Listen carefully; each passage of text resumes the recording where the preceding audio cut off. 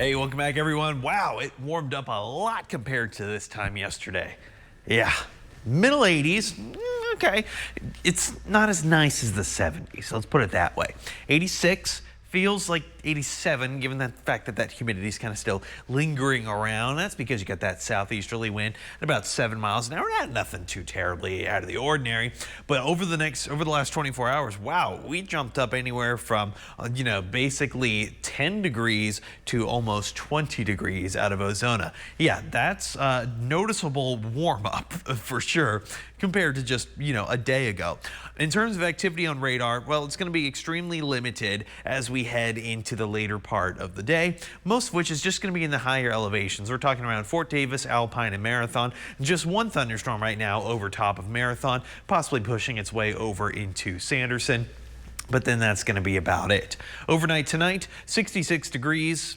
Yeah, it's above average for this time of year, but we can certainly deal with it. Easterly winds right now at about 5 miles an hour. All right, we'll deal with that. But check out that driving forecast. It's going to be a bit warm for the early part of the morning. All right, we can deal with that. But you know what? We're also looking at very dry air coming in by tomorrow afternoon. You're probably wondering, all right, well, dry air that leaves us with plenty of sunshine and also leaves us with some relatively warmer temperature. So how warm are we talking?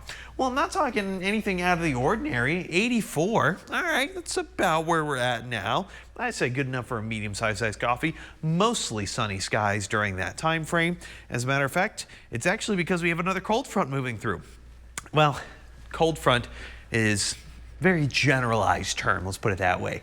We have a system moving in that's not going to cool our temperatures, but it's going to dry us out. You can actually spot it going through Wednesday morning into the evening. Yep, there it goes. Quick little pop-up shower right to the south of Sanderson, maybe along the Rio Grande, and then it's gone. All right, well, let's check out the rest of your Wednesday. Notice the clock. Clock is still moving, but nothing's happening.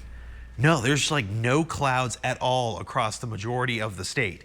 Yeah, and you know what? It's because you have this low pressure system, which is Tropical Storm Helene right now, strengthening up into a major Category 3 hurricane, likely making landfall in the Big Bend region of Florida. Sustained winds right now at 50 miles an hour, gusts up to 65. Pressure is relatively fine for a tropical storm, but you can already start to see the size of this storm before it even becomes a hurricane is already massive. So yeah, we're going to keep an eye on it. But for us, there's nothing going on. Literally nothing. After we get past tomorrow, you know what? I mean, I could just record these segments at this point, Jolene. What do you want me to do anymore? I know, you're starting to sound like a broken record there, Jordan.